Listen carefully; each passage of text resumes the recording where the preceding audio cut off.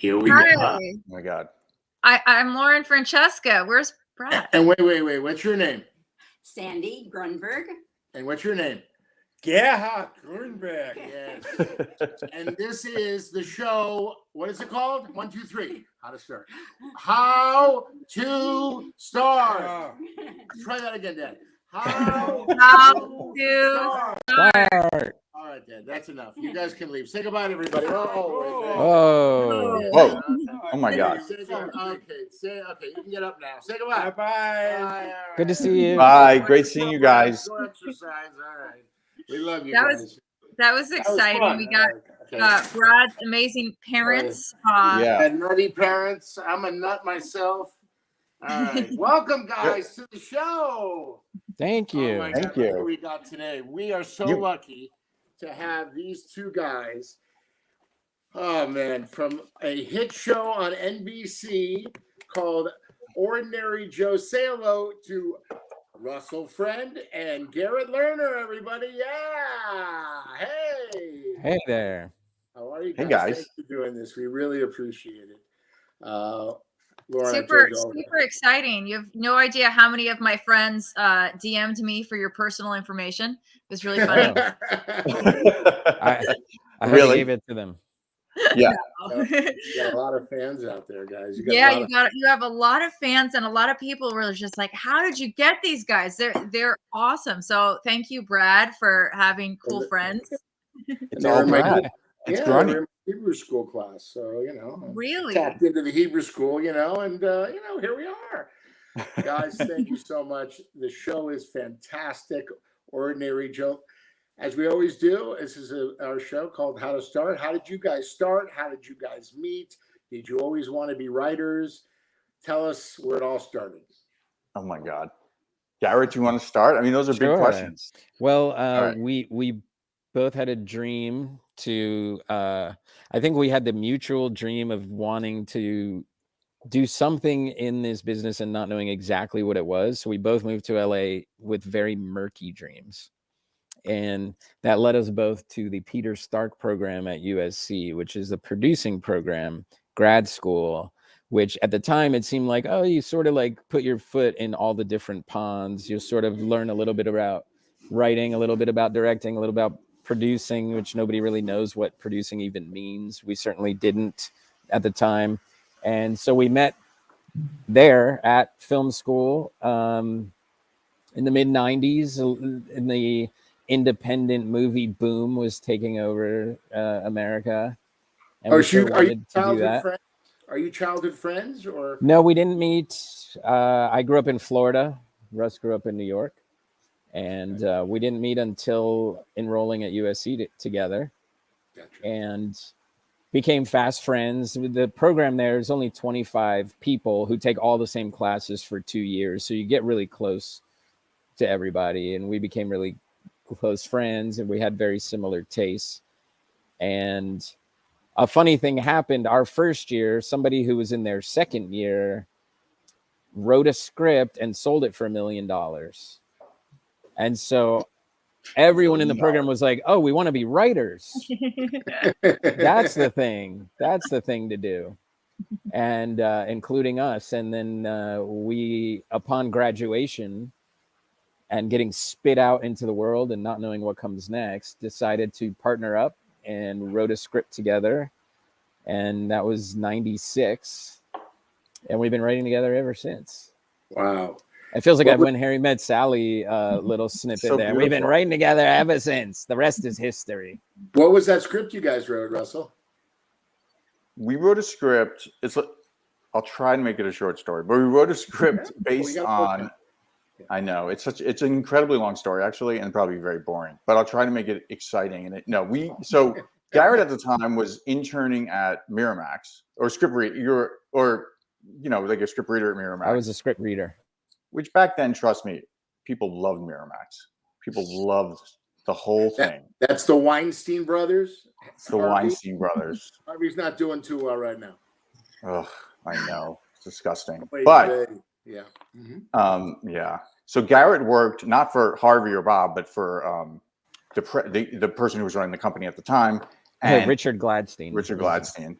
Yeah. there was a book, and I think Quentin Tarantino had just come out with Pulp Fiction, and that was obviously a giant, crazy hit. You know, as we all know now, 25 years later or whatever, people probably never heard of that movie, but it's a great movie. Check it out. And so they were all in on Quentin Tarantino, obviously, and Quentin Tarantino was a huge fan of Elmore Leonard. So he had Miramax option about 4 or 5 Elmore Leonard books for him, one of which was a book called Freaky Deaky, which Garrett, because he worked there, knew that Quentin was not intending on adapting himself. So we took it upon ourselves to adapt that book for him. So we basically adapted this Elmore Leonard book on spec. And obviously, since we didn't own the rights, it was ultimately business-wise a really dumb thing to do because there was nothing we do with the script. But we sort of had to reinvent the book because it was set in the 70s, and we updated it and did this whole thing. And it just turned out to be a great sample for us. So we were able, off that sample, to get our first agent and get meetings, and that sort of started the ball rolling a little bit. Like at the time, Garrett was a script reader at Miramax. I was an assistant for a producer on the Fox lot on Pico there, and and just trying to do. We had graduated from film school. We were writing, and we were trying to do what get an agent, get a job, do anything, get a meeting, have lunch, whatever we could do. Who was that producer on Fox? Because I was a waiter in the commissary for 4 years. Who was the producer you were assistant to? Oh, really? I worked at that for Robert Lawrence. Oh my God! Of course, I waited on him all the time. Oh my God, that's crazy! I love it. We both started on Fox. Yeah, I started, flinging. Russ set up those reservations for Robert. Yeah, exactly. I'm probably the one who ordered. Yeah, that's right for his lunches. Yeah. Yeah, So, that's where it all started. How long did it take to get to that point? To get to the show point? Get to the show. Go ahead. How long from graduating film school to the production jobs to now? You guys also did create House. Like that's an amazing accomplishment. Like how long did it take to get to there? Well, House was a good 8 to 9 years after the story that was just told, so it took quite a while to get to there. But we did get a steady stream of work. Like we off of that Freaky Deaky sample, we got our first job, which was writing. We got one job writing a movie, adapting a short story, James Elroy short story, into a movie, which went nowhere. And we also got a job writing a pilot, which we intended to sell as a movie. But some producers we met said, this isn't a movie, this is a TV show. We said, okay. So we went and pitched it as a TV show. And that one actually got a green light to make the pilot. And we were like, wow, TV is so much better than movies. Like suddenly we're like flying to North Carolina and making this thing with Michael Apted directing. And the movie, we just kept rewriting for 1.5 years over and over and over. And nothing ever was going to happen with it, clearly. So we're like, TV is not bad. And even though that pilot didn't get picked up to series, it sort of introduced us to the world of television. And luckily enough, some classmates of ours from USC had already gotten into the TV world, and they helped get us our first job after the pilot, which was on a show called Martial Law, which in retrospect, it was like this Chinese Jackie Chan's partner, who's like this overweight guy who does amazing martial arts stunts, paired with Arsenio Hall as cops in LA. And he literally did not speak a lick of English and did his lines phonetically. It was like such a crazy experience. Wow. That was our first TV show. And then we continued to work in TV on a series of shows that would just get canceled. I think there was like 6 or 7 of them in a row. And then we got House. And then everything kind of changed at that moment. What great blessings. You've worked with David Shore, who's the greatest guy in the world, and Matt Reeves is another great guy I grew up with. That's phenomenal. Oh, yeah. I mean, that is really great, to work with people. I'll throw in Jason Katims, who we've worked with on 3 different shows. Another great guy. What show did you work with him on? We did Roswell and Boston Public, and more recently we did Rise together. Oh, Rise. Oh, that's, gosh, you guys, amazing, just amazing. And what a ride. It's so great. So here we are today. How did you guys come up with the concept for Ordinary Joe? It's absolutely phenomenal because we all think about things that we could have done or should have done. And you guys have 3 things that Joe wants to do, and you show the great journey of all 3, which is phenomenal. How did you guys come up with that idea? Well, it's funny. We were just talking about that earlier today. We went, this was a few years ago, probably 3 years ago at this point. We had just had a general meeting at 20th, and we pitched them some ideas, and they pitched us some IP they had, and then sort of as an afterthought, they're like, oh yeah, we also have this old script that Matt Reeves had written about 10 years ago, and we were going to make it then, or it was going to get made then. I forget, maybe for CBS or ABC. But then, and you probably know this, Brad, like at the time, like J.J. Abrams was producing Cloverfield. And the story we heard is then he asked Matt, he's like, Matt, you should direct Cloverfield. And apparently right at the same time, Matt was also maybe going to get a green light Ordinary Joe. So he had sort of this Ordinary Joe moment where he had to say, I can't do Ordinary Joe and I'm going to go direct Cloverfield, which I think turned out to be probably a good move on his part. Like in that, I believe it was the first giant movie he directed, this Cloverfield, and it was great. And then that led to, the Apes movies and now Batman and everything he's done in between. So we read this. So Matt had written the script and we read it, and it's amazing. I mean, Matt's a great, he's great. So it's like this beautiful script. And we're like, why aren't you? They're like, well, what'd you think of this book and that book and that thing? We're like, oh, all that sucked. The Matt Reeves script is amazing. Like, it's great. Like, why aren't you making this? And they're like, well, I don't know, you guys could try, go talk to Matt. So anyway, that led to then we met with Matt and his people, his development people, Rafi Crone and Adam Casson, who've worked with Matt forever. And so, and then we sort of pitched the 3 of them on how to update it and what we would do, what ideas we would bring to it, what our take is on Joe, essentially. Like his script, the guy was still named Joe. It was set in San Francisco. He was a lawyer in one world. I think he was a cop in one world and a teacher in another.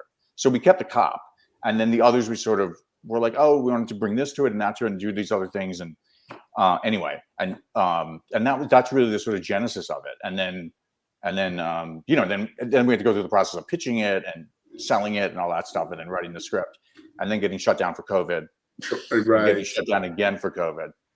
But somehow we did it. But anyway, that's basically in a nutshell where how we were introduced to this great project. It's so was great. the 9/11 part in the original pilot, or no? So that wasn't, and that was something.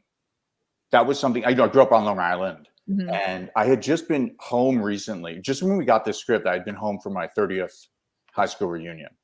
I know I look I get it. I look much younger. It's crazy that you I can be that old. I was never going to say that, but I know. You look 30. At least, right? I get it all the time.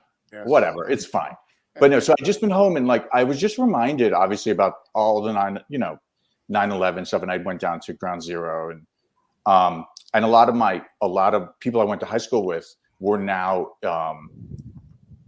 I mean, a certain percentage were cops and had become cops and firemen, like a lot of people do. And they had family who were cops, and they had family who were firemen. And that's why they went into that thing, or EMTs, and it just struck me that, like, well, that's interesting. And like, they all had lost people in 9/11, and, and it was now almost 20 years later.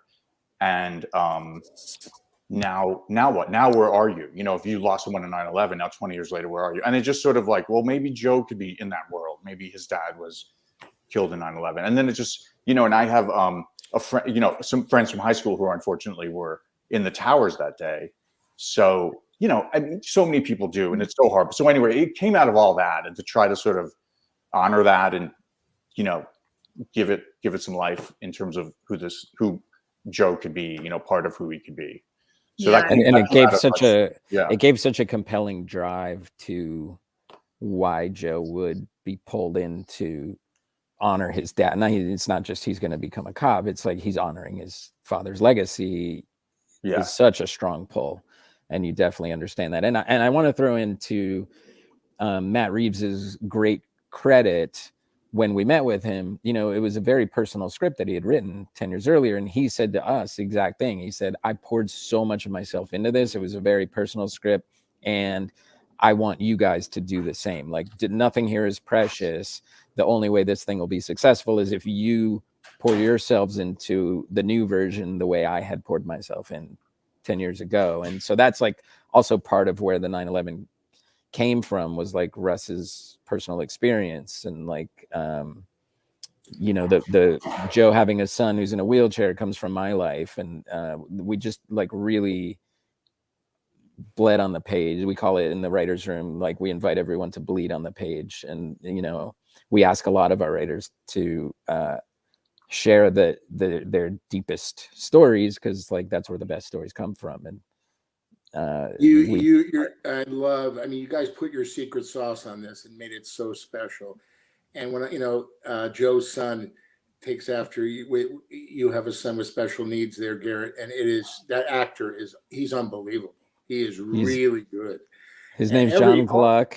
He's like so great. The best part. He's so good. What a discovery. I mean, we, and a great credit to our studio on this one. Like, we told them in the very first casting meeting, we want to cast this authentically, whatever that means logistically. To figure that out, we need to find, you know, not some Hollywood kid actor and teach him to use a wheelchair. We do not want that. We want to find, you know, unearth a great talent who's somewhere. They're somewhere. We just have to find them. And they were immediately on board. Like, credit to them for that, and credit to this invention that like people all over America could go like, okay, hold this and say some lines and then email it. And we were able, that's the casting process. So we were able to get submissions from everywhere in America. And we found John Gluck in Virginia. He'd never been in anything. Oh, he's so good. My experience with Russell and Garrett, it goes back to House. They cast me as this this wonderful scene at the Rose Bowl of of a trainer with some, you know, challenging fat people. That was me playing myself. And it was, I just, all day long, I was running up these stairs at the Rose Bowl. Oh my God, I got the best. And then of course my character falls, but I was great all day long until the last scene where they did the master. I fell on my wrist. And but I didn't tell anybody. I didn't tell anybody. It blew up, and I just kind of hid it from everybody. And I sprained some ligaments in my wrist, but I was so happy. I mean, David Shore and Russell and Garrett. I'm like, I'm not gonna say a word. And then these two great guys here let me do looping for Ordinary Joe, and it is so much fun. We have such a great group. Jessica, the producer, is wonderful, but our glue is our loop leader, Joanna Leeds. She's incredible. She just keeps us all together, and it's so much fun. We have a great time. We get the job done. So, public, I just want to thank you guys. I'm having a great time. So, and I get to see the shows. So I want to say, I remember that day at the Rose Bowl quite distinctly, and I remember the twist. Like the funny thing with House was everyone knew, because it followed a pattern. Like the teaser, somebody's gonna fall out sick or have a seizure or collapse or whatever. So it became like, how do we curb expectations? And so that particular episode, we had this really health nut trainer driving a group of overweight people up and down the stairs of the Rose Bowl and waiting to see which one falls. And then the gag was that the trainer was the one who got sick. Right. She collapsed. She hit the stairs. But I remember you were there all day, and you were looking at me and go, are you okay? You were like, it's like, are you all right, man? I'm going, yeah, man, I'm fine. Listen, I know the amount of times, this is like the peek behind the scenes, the amount of times we do a take of anything. Like people who've never been on a set, they're like, oh, I didn't realize you film the thing so many times. And you know, at the time, I think I was like in my mid 30s and super skinny. And I was like, I could not run up and down as much as everyone is being asked to run up and down. It's just over and over and over and over. And I should have done it in solidarity with you guys, but I'm pretty sure I would have collapsed. Oh, it was so much fun. And the director was so great. He was just the best. We had a great time. He's a great guy. And it was fun. It was really fun. But you guys must have a great time on Ordinary Joe. Tell us some of the great stuff that you've done. You do it in Chicago, is that right? Or is that yeah? We shot the pilot in Chicago. And then the series we shot in Atlanta, which obviously that's where you're gonna go. Yeah. But no, so we shot because the show set in New York, obviously. So like Chicago, the cities like Chicago, New Orleans, Vancouver, Toronto, and Atlanta, and I'm sure I'm forgetting a few, have these tax breaks, have these great, like, it's like a 30% tax break or something. It's just so much money the studio saves. So we shot the pilot in Chicago, which was great. Although that was in March of 2020. And so our first day of shooting, I think was March 12th or something, Garrett? It was like literally 12th or 13th. Yeah, it was the day before. It was like the day before everything shut down. We had this great day of shooting. It was like a great first day of shooting. That like never happens. We literally finished. It was like we finished at 7. We finished on time, and we got everything, and it was great. And then that night, we went back to the hotel, and we're like having dinner with our director Adam Davidson, who did a great job, and a couple of the actors. And all our phones start going off. That like the NBA just shut down for the season or whatever they did. They're like, oh, it's done. COVID done. Quarantine done. Everything. And then the Major League Baseball done. And we're like, well, we're supposed to shoot tomorrow. Like day 2 is tomorrow. Like, what are we going to do? And then, so there was no day 2, as you might have guessed. So, but we literally, it was like crazy how we could have maybe shot a day 2, but it was so crazy. But we decided we're like, we just need to like help everyone get out of Chicago and get back to LA. And then I guess we're all going to be quarantined. And at that point they were saying, oh, we'll be back up by June or July. And we weren't back up until November. It was like that. So that was a big part of our pilot experience was COVID, obviously getting shut down by COVID. But it was great, and then we had to go back to Chicago in November in the middle of the winter. And ironically, COVID was like out of control at that point. But we're like, all the protocols were in place. So we're wearing face masks and plastic face masks and like helmets. And like, it was really hard to make a pilot where we couldn't really interact with the actors because you couldn't get close to them. It was just nuts. It was bizarre. They'd be sitting in tents, like these, it was all crazy. But the actors had these individual plastic bubbles they had to retreat to, like cut, and then they would go sit and zip themselves into these plastic bubbles. Wow. It was so crazy. Yeah.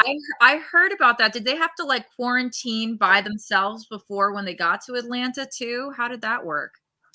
Yeah, the Atlanta experience was a little bit more forgiving than the Chicago experience back in November 2020. That was where it was like completely insane. When people would arrive in Atlanta, you had to test before you got on the plane to go there. You had to test right when you landed, and then you had to get both of those negatives before you were allowed to go in. So travel, like actors would have to travel, 2 days earlier than they would in non-COVID times. And,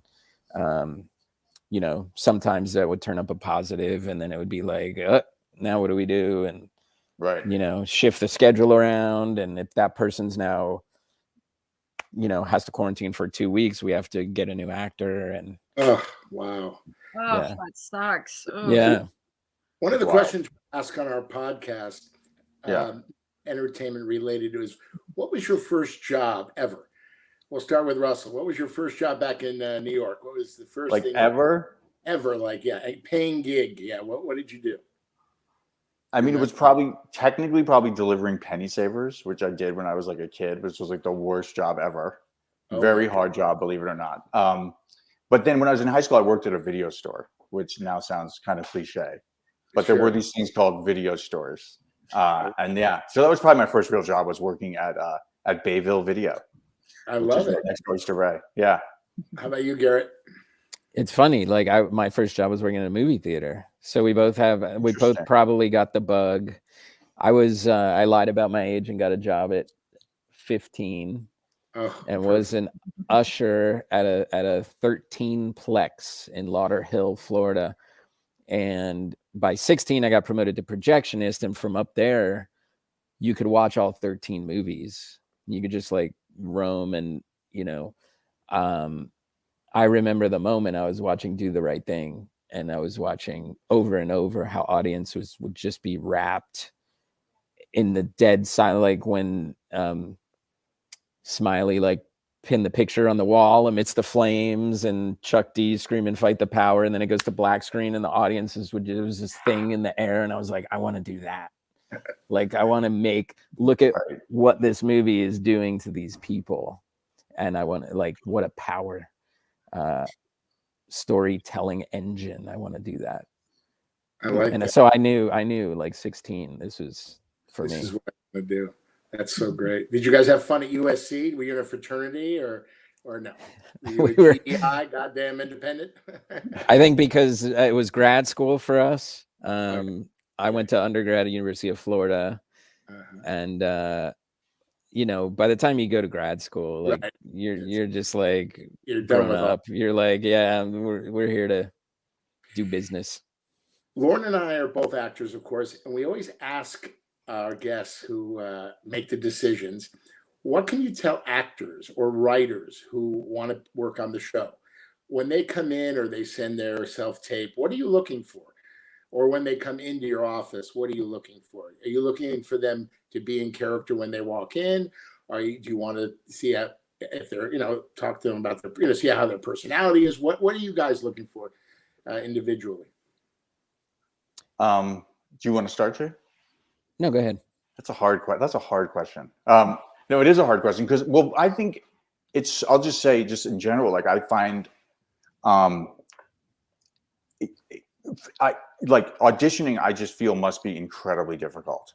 So whenever I'm in the position of being in an audition or being that thing, I just want to be as sort of, I hope, as sort of like friendly and make it comfortable as possible. Because I've certainly been in audition rooms that feel kind of weird and awkward, and I can't imagine what that's like for the actor. So I like personally, just building on what you were saying, like if you can come in and just say hello and just try to be a little bit relaxed, because I know that helps everybody, I would think, just sort of, you have to get up there and perform in this dry room. I think it's very difficult. So, yeah, if we could chat for a little bit. And then I think just like what we'd ask for is, it's so hard. That's why I just preface it by saying I think auditioning is really hard because you come in cold. You don't know what the whole script is. You're just getting these sides. So, I mean, I think if I had any advice that's hopefully halfway decent, just to try to, I don't know, like for us, what we love is just very naturalistic, grounded sort of approach to whatever it is, like nothing too over the top, nothing too melodramatic, so that kind of thing, in terms of what the performance would be. And then, hopefully, yeah, you want to talk to a person and make sure they're a nice person, and you don't want to, I guess, or try to figure that out. But, I think that is just feeling like, oh, this person gets the material would probably be the best. And they're, like they're understanding sort of what this is and that kind of thing, and nothing too over the top, I think, performance wise, I guess. Very real. You want it real. You want it real. Yeah. Yeah. How about you, G-Man? Yeah. I mean, well, Russ and I's tastes are so aligned that I'm going to say a lot of the same things, but, we both favor grounded. We both favor, performances that are kind of like less is more. We instruct our writers in the same way, like instead of ever writing, crying in a parenthetical, write fights tears, because it's more powerful to do less. It's more emotional to be fighting tears rather than to just be outwardly bawling. But the caveat I'll say to that is that's our taste. And I think if I was trying to be in the actor's perspective, I think I would study a little bit of the work of whoever you're going to audition for, because different people have different tastes, and you can get a sense of what that director or showrunner or whomever gravitates towards, what types of performances they favor, what types of performances they put into their work over and over and over again. And that can kind of be your guide a little bit as to what kind of performance you want to give. Like just because Russ and I favor a certain acting style, you know, other showrunners and directors don't, you know, they might favor the exact opposite, a larger than life or a hyper reality, or, you know, and I think if you're armed with that knowledge going in, I think it could be very helpful. And also I think it's worthy to study that whomever you're auditioning for's work for the rhythms of speech. Like Russ and I write very sarcastic dialogue that's delivered very dryly, and it would be good, like we just then respond to hearing it that way. So it'd be good for an actor to know that going in and deliver it along those lines. We're going to be more apt to like it, not knowing that. We'll just think, hey, we're simpatico. That's exactly how it was in my head. But you've outsmarted us because you learned that's how it was in our head, because that's how it's in our other work that you've seen. Hence the question, how in the world did I get that part on House? I have no idea. So what you're saying is do your homework, look into, watch the show you're going to be auditioning for, see the style, see the tempo, all that kind of stuff will help you in your audition. That's okay. I like that. Yeah. How do you guys feel about improv during auditions or at the end? Do you want them? Yeah. Do you want to write by the book? Do you want every word, or can the actor throw in a little here and a little there? Is that okay? What do you think?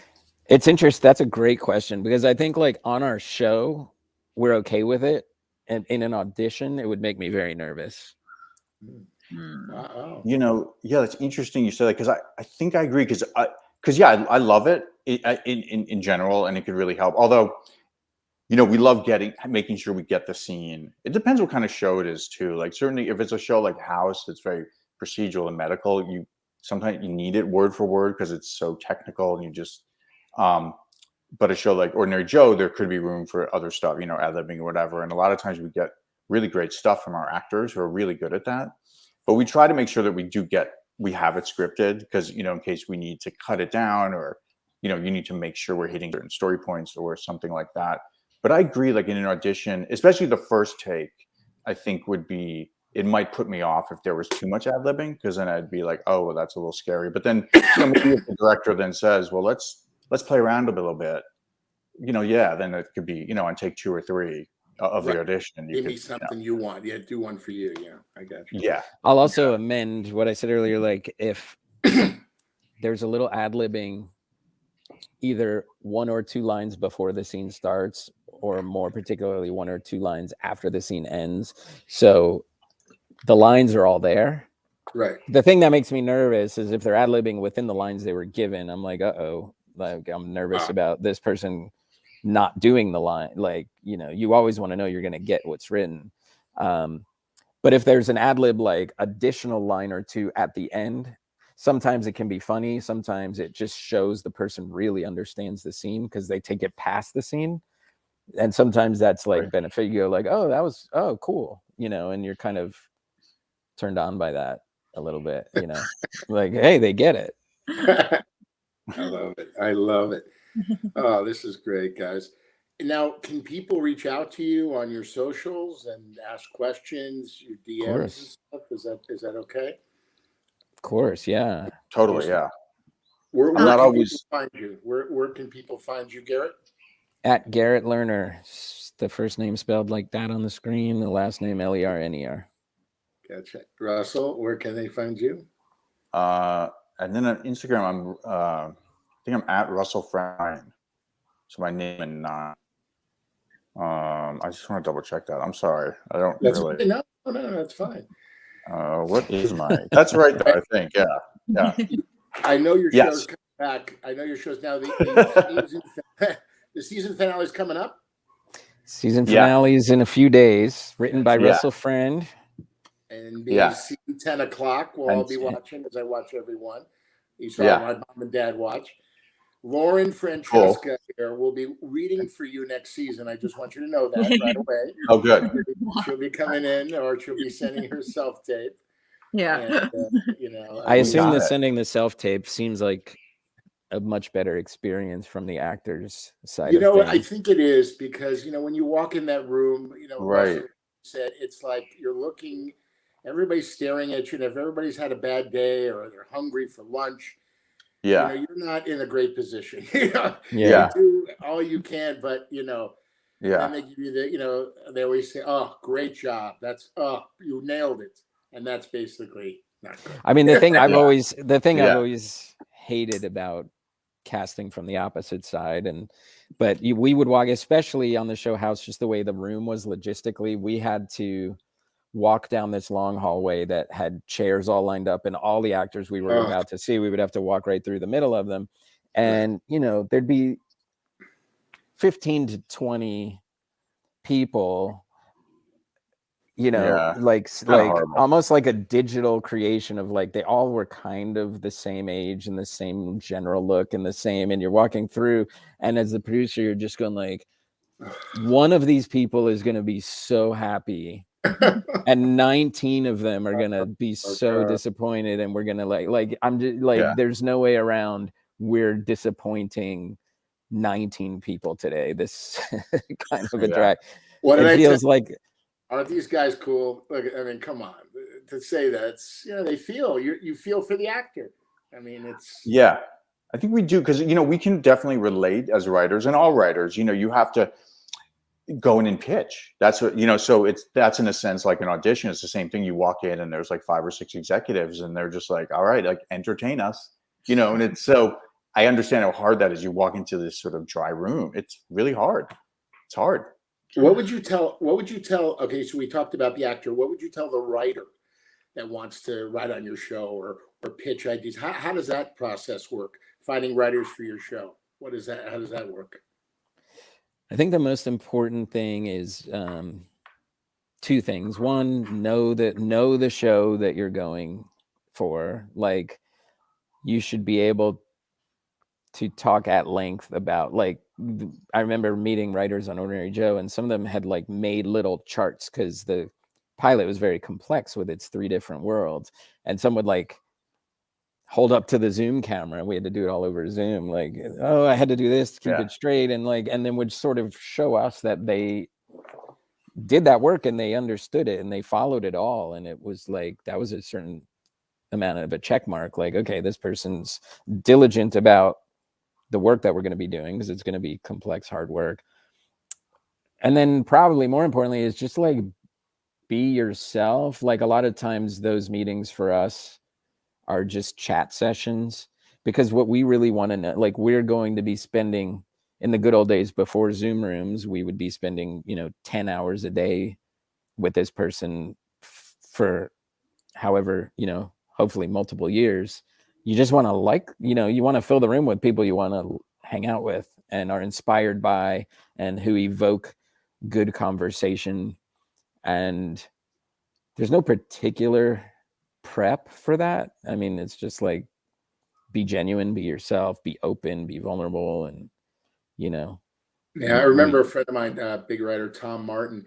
I go, what's the secret sauce of being a writer? He goes, just get along with everybody in the room, man. You know, be nice, because, right, you spend all those hours, and if you got an ego or something, you're kind of like, we got to get rid of this guy or get rid of this girl. But I totally, I get that, because people like to work with nice people. You know, like when I worked on Curb recently, oh my God, from Larry David down, everybody was so nice, like real nice. And that's why they were there for 20 years, because they were so nice and grateful, you know? So just imagine how happy your set is. It's fun, you know? We actually have a question from one of the viewers. He wanted to know, and I know we said no spoilers, but he wanted to know how many seasons you guys have planned, and and also, if so, when you're pitching a show, how many seasons do you have to have planned? I think it depends on the show. Like,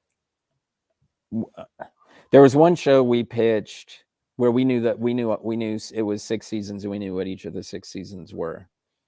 Then there's other shows, this one included, where it's a journey of discovery. Like we didn't know the conclusion of season 1 when we started writing season 1, and we don't definitively know what season 2 is even now, right now. Like we have certain thoughts about it, but you know, it's a collaborative process. Now we have a room full of a dozen writers, and I see that question. There's a story behind my shirt that I'll do a very quick version of it. It is a rip-off Chili Peppers shirt by way of a fantasy football contest that is a music-themed fantasy football contest, the Scott Fish Bowl. And anyway, I love it. I love it. Good eye, whoever caught that. I love it. Oh, I see that question. Chicago. Yeah. What a great town. No, well, we'd love Chicago, but now if the show does come back for season 2, we'd be still back in Atlanta. Keep a the variety of to keep the same place. Yeah, exactly. Our stages are there now, and yeah. Wow, this has been so much fun, guys. You have no idea how appreciative we are that you came on our show. Yeah. Two great guys, two sweet bottoms. Garrett, you got to give your son a kiss for me, because and he's amazing. I mean, I got to meet him one day. And you know, Russell, I love your family. And again, as I mentioned, Lauren Francesca will be reading for you next season. We're looking for you. Yeah, she's great. She's Ordinary Lauren. She's so good. Yeah. But you guys are really special, and thank you for everything you've done for my career and being my friend and all the laughs we had. We're gonna have a lot more laughs. I feel it. Yeah. And everybody watching this, the 2 million people that follow Lauren Francesca, you better be watching Monday 10 o'clock on NBC in your time zone, because it's gonna be. I've seen a little bit of it. Wow. Yeah, it's it's also on Hulu and Peacock. So I don't know if it's anywhere else, in case people don't have cable or TV. It's also NBC.com and the NBC app. It's everywhere. Yeah, it's everywhere. Go find it, because it's a good show. It's a good binge. It's a really good binge. If you've not started, I think you can get caught up in a few days, and I think it's actually a better binge watch, to be honest. Oh yeah. So just amazing, because we all think, what if, and if I would have done this or that. I always tell people this. And when I drove a Lyft for 5.5 years, I told everybody in the backseat, usually young people, find something you love, the money will come. Don't do it for the money. Find something you really love. Don't do it for your parents or grandparents or friends. Just be happy in life, right, guys? Yeah. Just whatever it is. Yeah. I mean, that's what Joe's all about. I mean, right?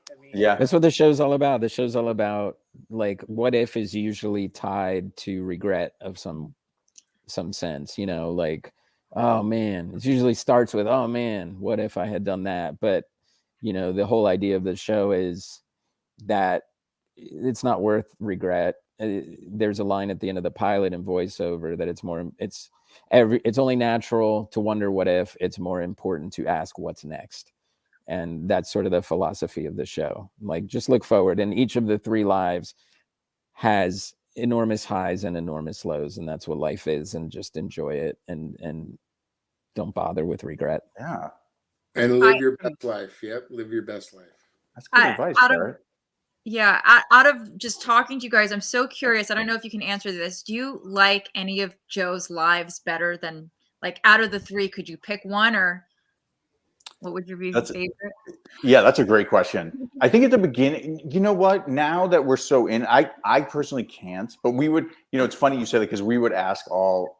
I think we were like meeting with writers. We would ask them that, you know. But it's a great question. But I just love them all. Now I just think of, like, Joe is like also as our actor James Woke, who's just like also the menschiest, nicest guy on earth. Like, and so I just love him. So I love Joe. I don't know. I just love them all. Garrett, do you have a favorite? It's so hard. I can't. Well, Nurse Joe is the closest to my own life. I'm, Right, married with a, special needs parent, so I relate the most to that one. The Cop Joe one is super fun because he's falling in love. Like first love is like a super exciting time in anyone's life, and that's where we caught him. And Music Joe is the toughest, which by design we wanted to start him at the apex and then watch him, take a tumble. And so I don't really envy what he's going through because he's crashing and burning like a VH1 behind the music episode. By the way, when you brought that kid up on stage and he started shredding, Yeah. Oh my God. oh, I was like, oh my, that was at first when I was That kid's listening, incredible. watching, whoa.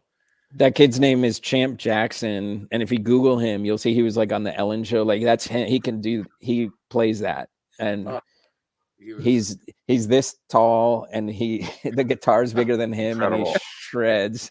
And it was like super fun watching him do that. Yeah, that really brought tears to my eyes when he honored his mom and the music teacher. Wow, that was powerful, guys. There's so many moments. Everybody, just watch the show, okay? Please. Yes. Yeah. Come on. Watch the show. These two mensches right here, these punums here. I love you guys. But I So just want kind. to say thank you so much. Everybody, you can reach out to Russell and Garrett on their social media. And remember, Lauren Francesco will be reading for you guys. Yeah. Thank you so much. Monday, 10 o'clock, NBC, the finale of Ordinary Joe. Thanks, Garrett. Thanks, Russell. Thank you, guys. I'm Lauren Francesca. Thanks, Lauren. Russell Thanks, Friend. guys. Thank you. Next time on How to Start. Thanks, Thanks. guys. Bye, guys. Thank you. Thank you.